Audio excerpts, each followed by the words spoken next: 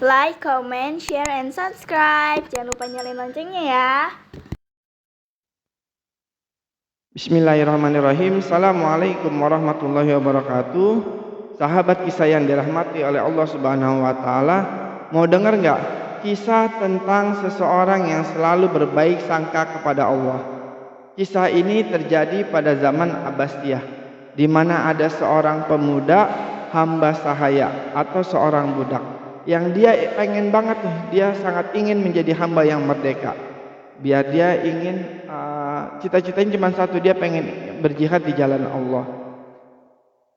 Suatu ketika dia datang kepada tuannya, "Wahai tuanku, apakah jika saya bisa menebus uang yang telah engkau keluarkan dulu untuk membeli hamba, saya bisa menjadi hamba yang merdeka?"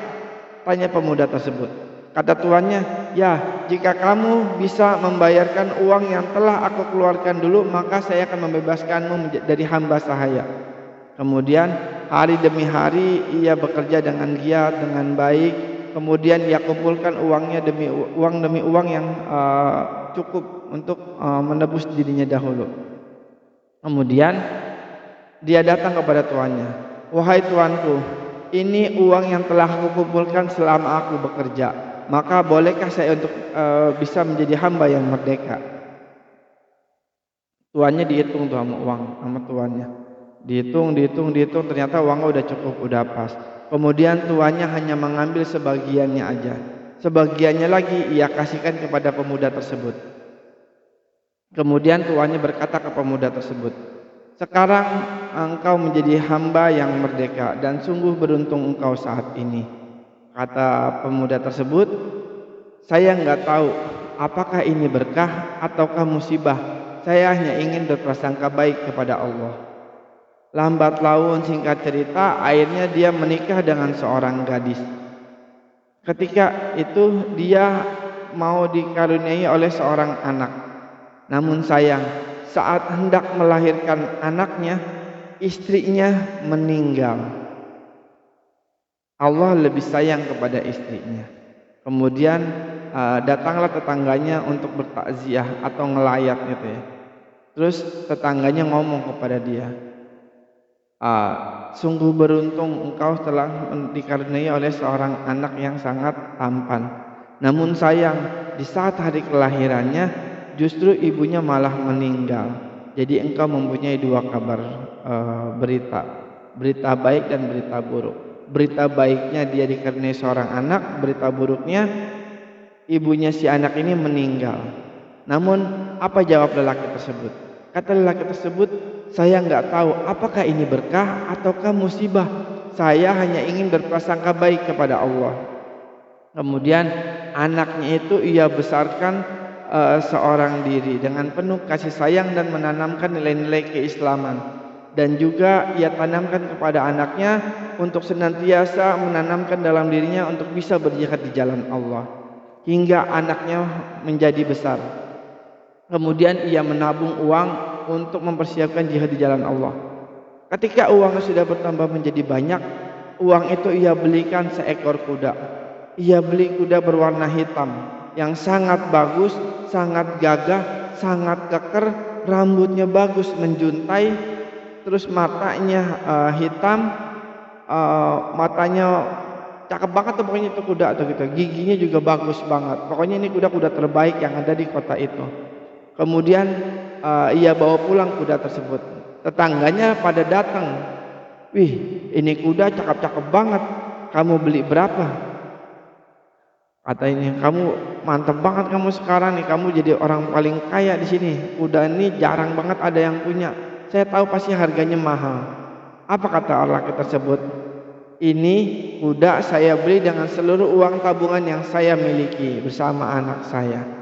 Tetangganya yang tadinya kagum berbalik menjadi julid gitu ya, nyinyir. "Sayang banget kamu, uang semuanya digunakan buat beli kuda, buat makan aja susah, kenapa harus buat beli kuda?" Bilang itu kan sayang banget. Apa kata lelaki tersebut? "Saya nggak tahu apakah ini berkah ataukah musibah. Saya hanya ingin berprasangka baik kepada Allah." Kemudian kudanya ia taruh di dalam kandang. Ketika subuh menjelang, tiba-tiba ia nengok ke kandang kudanya, tiba-tiba kudanya udah nggak ada. Kudanya kabur, hilang nggak tahu kemana. Tersisa cuma kandangnya doang. Kemudian pas pagi-paginya tetangganya datang lagi. Apa kata tetangganya ketika itu? Kata tetangganya, sial banget kamu sekarang. Kamu sedang menjadi orang yang rugi, gitu kan. Uang kamu yang udah kamu kumpulkan sedemikian banyaknya untuk membeli seekor kuda, kudanya malah kabur. Sekarang kamu harus ngumpulin uang lagi buat kehidupan sehari-hari kamu, gitu kan. Apa jawab lelaki tadi? Kata lelaki tadi, saya nggak tahu apakah ini berkah ataukah musibah. Saya hanya ingin berprasangka baik kepada Allah. Akhirnya bapaknya sama anaknya bekerja tuh seperti biasanya lagi. Namun selang beberapa hari ia dapati ketika itu menjelang subuh juga itu kuda balik lagi. Itu kuda balik lagi ke kandang. Namun bukan cuma satu ekor, bukan cuma sendiri, tapi ada beberapa ekor. Bahkan diceritakan sampai belasan gitu ya. Sampai belasan. Dia kaget, kok kuda bawa banyak banget teman-temannya. Mungkin ini kuda tahu karena dia pengen digunakan buat berjihad di jalan Allah. Makanya diajak teman-temannya semua yang ada di hutan untuk kembali ke dia. Kemudian besok paginya tetangga-tetangganya pada datang lagi. Ternyata kuda yang kemarin nggak hilang. Ternyata kuda yang kemarin itu ngajak teman-temannya buat ikut berjihad di jalan Allah mungkin kali ya. Wah, kamu sekarang menjadi orang yang paling kaya dengan kuda-kuda yang banyak saat ini, gitu kan.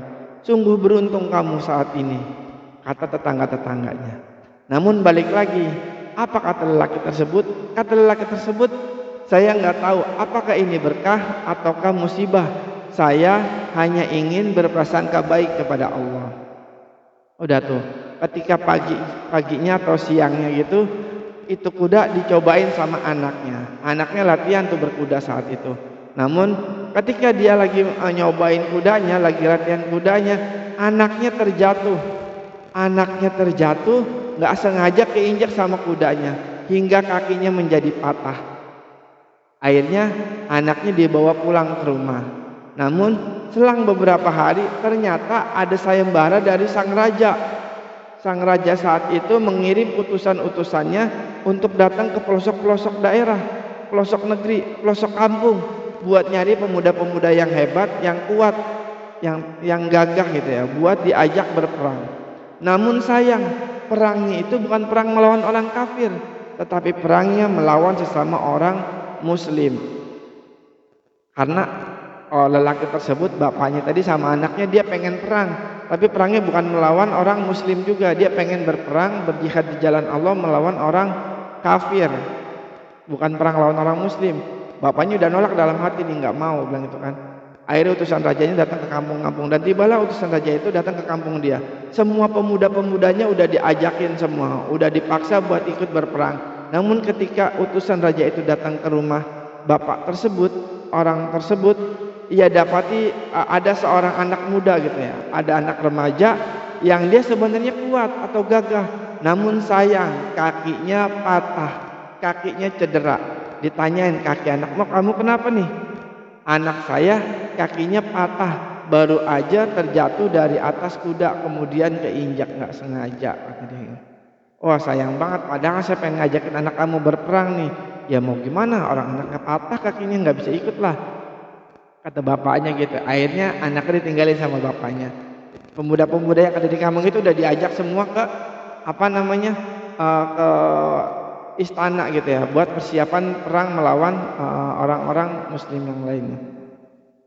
Kemudian singkat cerita, tetangganya pada datang semua.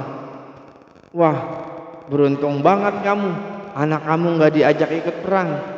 Anak kamu untung cedera, kalau nggak cedera pasti anak kamu juga udah diajak." Mengatakan, "Anak saya tahu anak kamu soalnya gagah gitu." Apa kata lelaki tersebut, bapak tersebut? Apa jawabannya? "Saya nggak tahu apakah ini berkah ataukah musibah. Saya hanya ingin berprasangka baik kepada Allah," kata dia gitu. Akhirnya singkat cerita, terdengar kabar bahwa orang-orang yang di kampung itu anak-anak mudanya yang tadi diajak ikut perang itu pada meninggal semua di medan perang. Namun tetangganya pada datang lagi, bilang itu kan, terus datang ke tempat dia, laki-laki tersebut atau bapak tersebut nanyain, gimana kabar anak kamu? Anak saya sudah meninggal di medan perang. Namun sayangnya dia bukan mati syahid, dia bukan berjihad di jalan Allah, tapi melawan pasukan muslim juga. Akhirnya tetangga-tetangganya juga jawab, saya turut berduka cita atas meninggalnya anak-anak kalian. Apa kata tetangga-tetangganya sekarang? Semuanya sekarang mengatakan, saya nggak tahu apakah ini berkah ataukah musibah. Saya hanya ingin berprasangka baik kepada Allah. Akhirnya semua tetangga-tetangganya jadi ikut-ikutan tuh ngomongnya. Saya nggak tahu apakah ini berkah ataukah musibah. Saya hanya ingin berprasangka baik kepada Allah. Singkat cerita, anaknya sudah sembuh dan panggilan jihad yang sebenarnya datang dari istana yang mengajak untuk seluruh umat muslim berperang melawan pasukan Mongol yang saat itu dipimpin oleh Hulagukan ya. Terus bapak dan anak ini ikut serta berperang di jalan Allah tersebut melawan tentara kafir dari pasukan Mongol. Kita tahu pasukan Mongol sangat kejam sekali gitu ya. Akhirnya singkat cerita bapaknya syahid. Bapaknya meninggal di medan perang setelah berjihad di jalan Allah melawan pasukan Mongol tersebut, dan tinggal anaknya. Anaknya sempat ditangkap cuman nggak lama dibebaskan lagi setelah pasukan Mongol itu kalah, dan anaknya pernah menjadi seorang pemimpin. Siapa nama anaknya? Nama anaknya adalah Al-Mansur Saifuddin Hulawun. Kisah ini diceritakan dalam dalam sebuah buku karya Ustadz Salim Afillah. Pelajaran yang kita bisa ambil dari kisah ini adalah hendaknya kita itu senantiasa bisa berprasangka baik kepada Allah. Apapun yang Allah berikan buat kita, baik itu berupa musibah ataupun berupa nikmat, karena kita nggak tahu hikmah apa yang ada di belakangnya. Kalau kan gitu, orang Islam itu sangat ajaib. Ketika dia dikasih musibah, dia bersabar. Ketika dia dikasih nikmat, dia bersyukur. Nah, dari kisah bapak anak ini sehingga bisa menjadi kebiasaan di kampung tersebut. Setiap ada kejadian, orang-orang kampung tersebut mengatakan, saya nggak tahu apakah ini berkah ataukah musibah. Jadi jangan buru-buru marah sama Allah atas sesuatu yang tidak mengenakan di dalam diri kita. Dan begitupun sebaliknya, ketika kita mendapat nikmat, ketika ada orang datang, jangan buru-buru kepedean. Cukup ucapkan, saya nggak tahu apakah ini berkah ataukah musibah. Mungkin itu aja sekilas kisah dari tentang seseorang yang selalu berprasangka baik kepada Allah. Mudah-mudahan kisah ini bisa menjadi inspirasi buat kita semua. Sekian dari saya, mohon maaf kalau ada kurang kesalahan.